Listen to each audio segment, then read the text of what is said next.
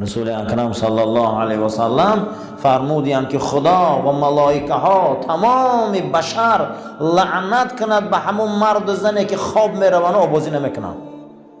اینا ملعونن، امانت خدا را خیانت کردند. برای همین برادرها هر چیزی که از غسل و جنابت میدونی نمیدونی سگی رو تعلیم ته. این غسل یک مکتبه، این غسل یک بسیار حرکت های کلانه. بسیار انسان ها باور کنی بچه های یاش نمیدونن این حرکت ها رولی.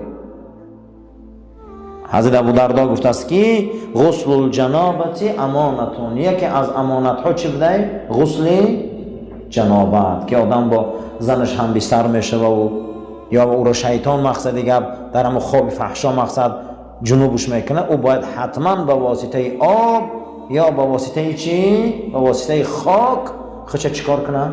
پاک کنه. با خاک تیمم میکنی آب نباشه، با آب چیکار میکنی؟ از جنابت خود تازه میکنی. و قال ابن عمر اول ما خلق الله من الانسان فرجه. عبدالله ابن عمر گفت است که اولین چیزی را که خدا برای انسان خلق کردگی بوده این آلتاش بوده. آلت مردینگی و آلت زنکیش اول خلق کرده خدا. و قال هذه امانتون، گفته بوده که فرزند آدم این آلت ها امانت های. استودعتها فلا تلبسها الا بحق. این امانت منه، این تو امانت دار، این تو پنهان کن، این تو آشکار کن مگر به حق اسلام. و این حفظتها، اگر تو رو محافظت کردی احتیاطش کردی، حفظتو که من هم تو رو احتیاط میکنم. خدا گفته و الفرج امانتون، آلت مردی و زنی امانت بده. کسی که اگر زنا کنه او دانه که امانت خیانت کرده. اولین گنجینه و عضوی که ابن عمر گفته بوده خدا برای انسان خلق کرده آلتش بده. این را مهر زده بوده که امانت های، اگر او را تو در غیر زنهای خود حلالی خود صرف میکنی حرام ده، فردا جواب میدی امانت خیانت کرده. هیچ کس حق نداره آبی منیش غیر زنش چکار کنه؟ او را صرف کنه. حتی به دستم علما ها او را حرام میدونن، امانت خیانت کرده. عبدالله ابن مسعود گفته هی امانت الاموال کالوداع و غیرها، یکی از بخش امانت ودیعه های. ودیعه ده چی میدراید؟ داده گرفتی پول، داده گرفتی مال، تجارت، زراعت، چیزی هست نیست پیش از مردن همه او را ادا کن. این ده امانت میدراید. یکی از امانت ها همین است که حتی که در این کتاب های فقها می بیارن، اگر گاو آوردن در ما دادن که امانت هیچ محل منفعت برده نمی شود. اگر گاو آوردن ما دادن که امانت گاو گساله کرد، شیری همو گاو ما می جوشیم برده در آب می ریزیم، حتی شیری همو را خورده نمیتونیم که خیانت میشه.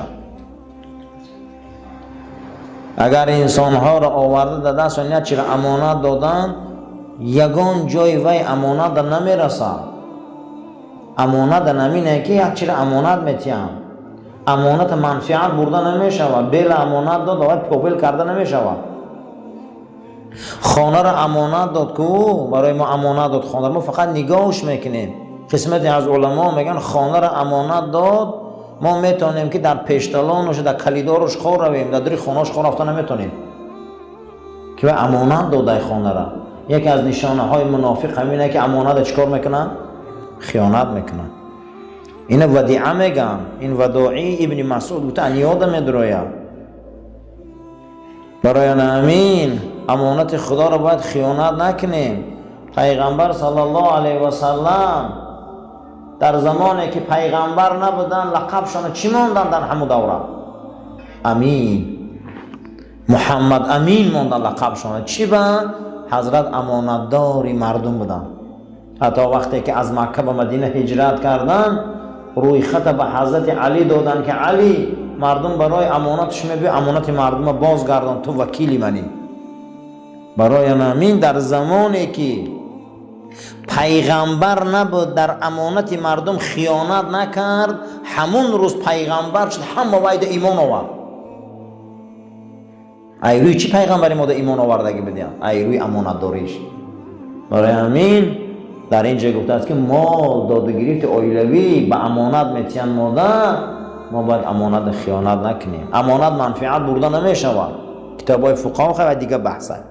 و روی انه فی کل الفرائض و اشدها امانت المال. حضرت ابن مسعود گفتیان که از همه وزبین ترین امانت این فرایض فرضه. کسی فرض خیانت کرده وزبین ترین امانت خیانت کرده. کسی نماز قضا میکنه وای بر حالش، کسی روزه میخوره وای بر حالش، دیده و دانسته. کسی حج ده حق دار رفتن ده بایگریش همش به حج میرسن نمیره و وای بر حالش. کسی که انا این فرض الهی را اگر گفته خیانت کنه و فرض الهی را پامال کنه، از هم خیانت وزبین گفته همینه. و امانت المال، بعد از گفته امانت مال که برای شما مال قرض امانت، قرض دیگر چه امانت میتین شما ده بود خیانت میکنید.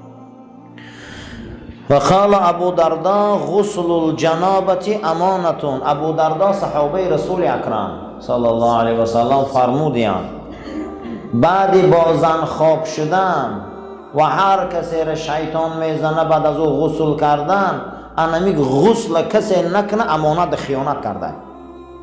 یکی از خائنا در درگاه خدا کی بوده است؟ بعد از شهوت قدیم منی برآمدن آبازی نمیکنه. انمی بوده امانت که امانت خدا بوده است که برای امت رسول اکرم صلی الله علیه و سلم غسل بعد جنابت از واجبات ایمان است.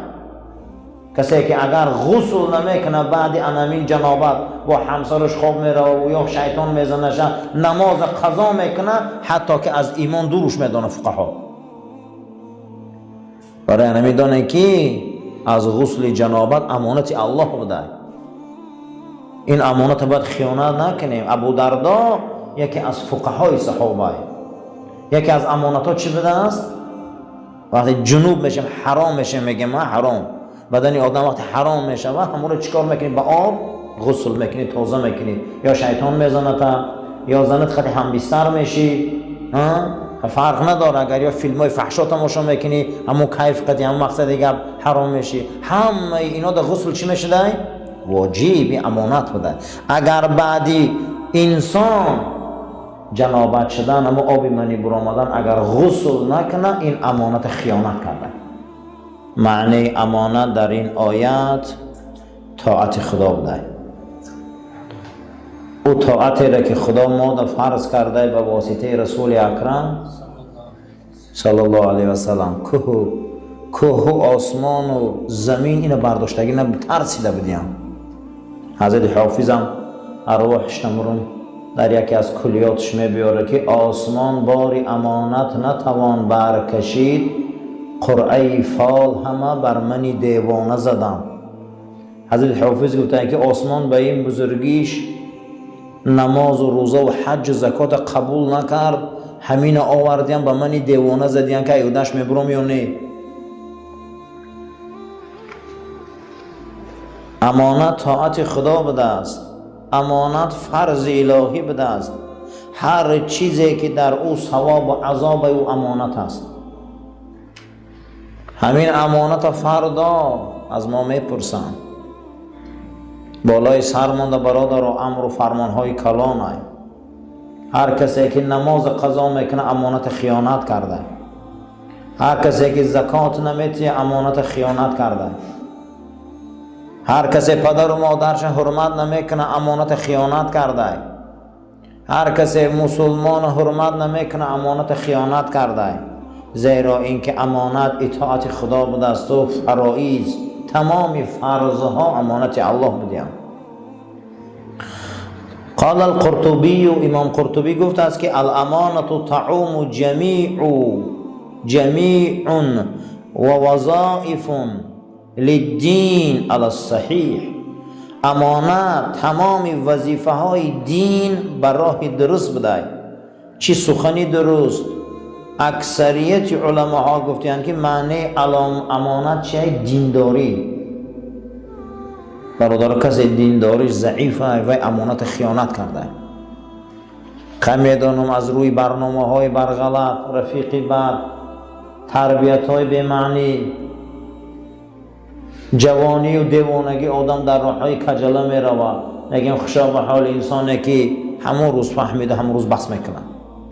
خوشا به حالش، همون روز فهمیده همون روز بسش میکنه. آنامین امانت خیانت نکرده. اگر فهمید و بس نکرد با خائنه. امروز شما ناز میدانین که خیانتکار در یگان جا در کار نیست. خیانت نکنیم، باید طاعت الله، طاعت خدا رو خیانت نکنیم. درگاه خدا هم خیانت بوده است. خیانت چی بوده؟ ما وظیفه داریم ای جانب خدا و رسولش. کسی که این وظیفه ها را پامال میکنه و خیانتکاره.